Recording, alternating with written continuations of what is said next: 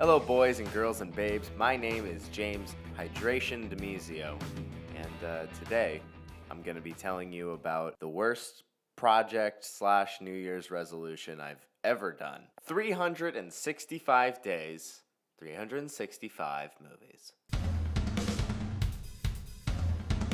This was not as simple as, oh, just watch a movie every day. It had to be a new movie, one I had not seen. And new movies are way harder to watch than movies you've already seen, especially for people with the attention span of a donut, attention span of a rhinoceros, attention span of a bird.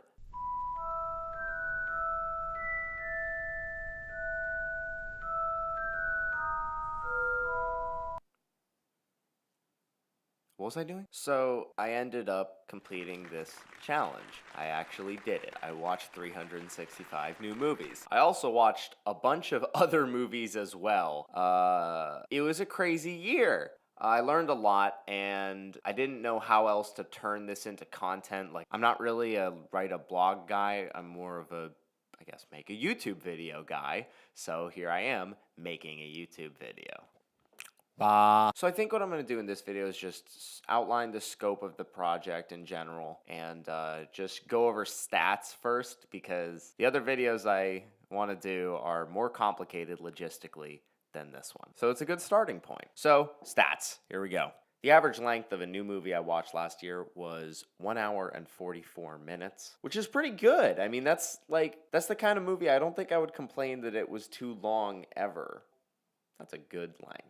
The average year of a movie I watched last year was 1995. The average rating I gave a movie last year was 5 out of 10. Makes sense. I actually, people who followed the Instagram account at 365days, 365 movies, which still stands, and you can go look at it right now. People noticed that at the beginning of the year, I was going way, way, way too high with the ratings. And at first, I was just like, contrarian, and I was just doing it because it made everyone mad. Then I eventually realized that it wasn't actually how I felt about the movies. It was a bit too general. So then I got more specific. I think I eliminated like 70 10s to a point where it was only 20, and then only 18, and then only 16, and then I think it's now at 14, with Bo Burnham's Make Happy being the only thing not a movie I have as a 10. So there you go. But yeah, so towards the end of the year, I was just so sick of movies, man. So the ratings probably did go down on average. So 5 out of 10 makes sense. Now, there's no average director, because I didn't watch one director that many times. So the equivalent for the averages for the directors is just sort of looking at which directors I watched the most movies of. And the two I watched the most, new films by them, are Lars von Trier that is, and Orson Welles. Yeah, after Netflix released The Other Side of the Wind, which is a very, very, very long time unfinished film by Orson Welles, after they released it, I was just on sort of a Wells binge, and I just kept watching his movies. And then I had the same thing with Lars von Trier. I actually I don't know, I feel like I watched him really spaced out through the year, but towards the end I saw his film The House That Jack Built and had to go back and just watch other movies that he had made. And then with 5 movies each are the Coen brothers and Werner Herzog. Werner Herzog, I also went on a bit of a short phase over the summer. His movies are just so weird and fun. I love them. I love them so much. And the Coen brothers, of course. Yes, I love the Coen brothers, and I have not seen all their movies, so I'm going to continue slowly trotting through all of them by the end of the decade, probably. Oh, you know what? Actually, I missed one for the years. So if we take a look at each decade, so 1910s, I watched one movie 3 out of 10. It was Broken Blossoms, and it sucked. In the 1920s, I watched 6 movies. My average rating for the 1920s was a 6 out of 10, which is honestly pretty good. It's above average. 1930s, 8 movies. 5 out of 10 was the average. That was a lot of Chaplin and then other more boring comedians. The Chaplin movies were definitely above average. In the 40s, I watched 14 movies, and average was a 6 out of 10. Yeah, there's some good movies in the 40s. I really dug Casablanca I had never seen it, and I was, kind of going into it hesitant, oh my god, it's it's going to be an old, boring movie. But it wasn't. It was badass. So that was pretty good. I think Dance Girl Dance was 1940. I'll talk about that one pretty soon. I really like that movie. I just realizing the way I'm saying this sounds like I traveled back in time to watch all these movies. It's not what I'm saying. I'm just not great at syntax and stuff like that, so I'm sorry. So in the 50s, yeah, 18 movies, 6 out of 10 was the average. Again, above average. I can't think of any particular standouts from the 50s right now, but apparently they were good, so there you go. 1960s, I watched 14 movies. The average is 7 out of 10, and that's very high, especially for kind of being in an era where when I think about 1960s movies, I'm not thrilled immediately, but I can't, there's like 2001, but I already seen that, so I'd have to go back and look, but that's pretty interesting that it got such a high rating. So in the 70s, I watched 22 movies, 6 out of 10, again above average, that figures. And the 1980s, 34, 6 out of 10 again. 1990s, 40, 6 out of 10 again. 2000s, 67, 6 out of 10 again. So yeah, most of the movies, I should really clarify this, so many of the movies I watched were from like the 2010s. But the funny thing is, 2010's 142 movies, but the average was 7 out of 10, which again is really high. That's 2 above average. And it figures, I have a super postmodern taste in things. That's like so, oh my god, it sounds so pretentious. I just like postmodern stuff. I don't know. And if that sounds elitist, if you like weird millennial jokes, like The Shooting, aka Dear Sister by The Lonely Island, which kind of started this whole millennial humor phenomenon. If you like that kind of stuff, you're also into postmodern things. You just don't want to admit it.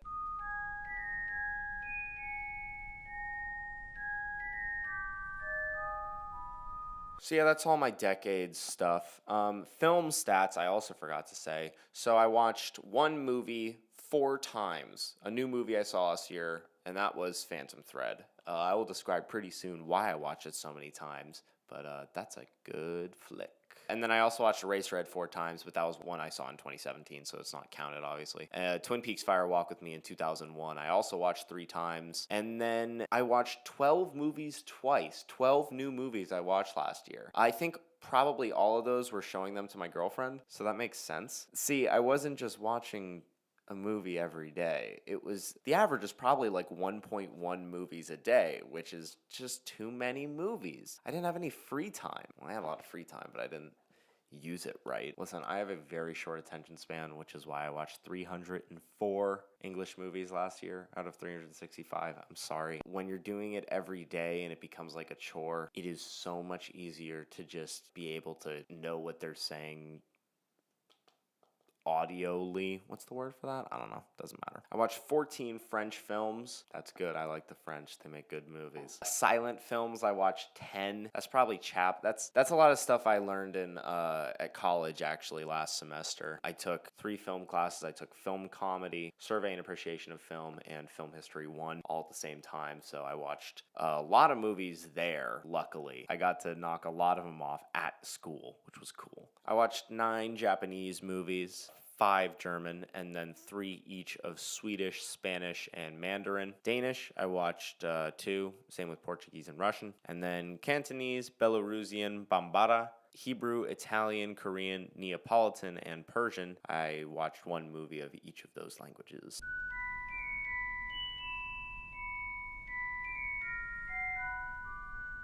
With genres now, it's hard to quantify genre like this because I can only count each movie as one genre, and that's not how movies work. So a lot of them end up getting grouped into drama because that's what a lot of movies are at their core. So there's a lot of drama movies, and that was the one I watched most, 137 of them. Up next was 80 comedy movies. I don't remember watching that many comedies, but sure. Horror, I watched 19. Documentary, 17. Animation, 16. That's another lazy genre thing that I had to do where it's like not every animated movie is just animation. Like they're their own genres. I just wanted to make it more digestible, I guess. Action movies, 14. Crime movies, 13. Superheroes, 12. Thrillers, I watched 10. And again, lots more thrillers than that, but drama eats that up. Film noir, 8. Musical, 7. Sci-fi, 7. Martial arts, 5. Oh yeah, that was from my Bruce Lee kick, because I was just like, Bruce Lee kicks ass, and I watched all his movies. It was awesome. Romance, 5. Fantasy, 3.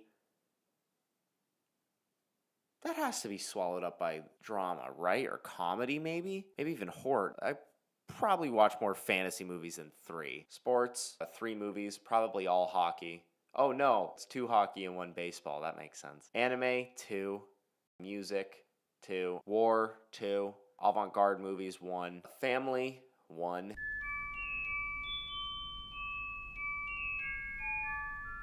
So for color, 295 movies in color, 60 movies in black and white.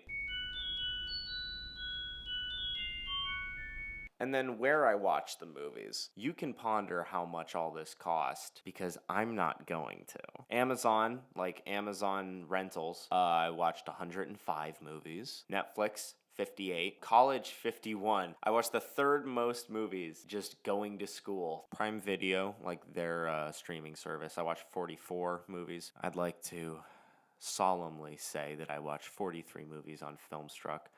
Solemnly because film people will know this, but Filmstruck was a art house and independent film streaming service. It eventually closed down last year due to Warner Brothers. It helped me watch a lot of movies, and it helped me watch a lot of movies that had I done it this year, I would not have been able to watch. So that's awesome. I watched 23 movies via Hulu. At the movie theater, I watched 13. HBO, I watched 10. So what I would do sometimes is I would get like a free trial and then pay for 1 month of a streaming service like HBO or Stars. At the end of the month, just, not pay it again. Don't have the streaming service anymore because I watched everything I want to. 9 YouTube movies. Other, I watched 5. I don't know what other is. That's probably like online, sketchy websites. I don't know. And Stars, I watched 4. That's like what I did with HBO. And that was the least. So I know that when I started the video, I said the average length of a movie I watched last year was 104 minutes or, an hour and 44 minutes. You might have done some mental math to see how long that ended up amounting to, but if you didn't, I'm here to do it for you. Last year, on new movies I had not seen, so movies I counted for 365 days, 365 movies, total time was 640 hours and 31 minutes, which if you turn that into days, is 26.7 days. If you want, you can also add in the 111 hours and 48 minutes that I spent watching movies I had already seen, which transfers to about 4.6 days. So if you add 4.6 and 26.7, you get over 31 days. I spent over a calendar month watching movies last year. So if you ever feel down in the dumps and you're like, hey, my life doesn't matter, I feel like I'm just wasting it away, what have I even accomplished this year? Be glad that the answer wasn't 31 days of watching movies. My name is James Domizio. As always, rock on. Hey guys, thank you for watching. I've wanted to start a YouTube channel that was professional and awesome like this for basically my whole life.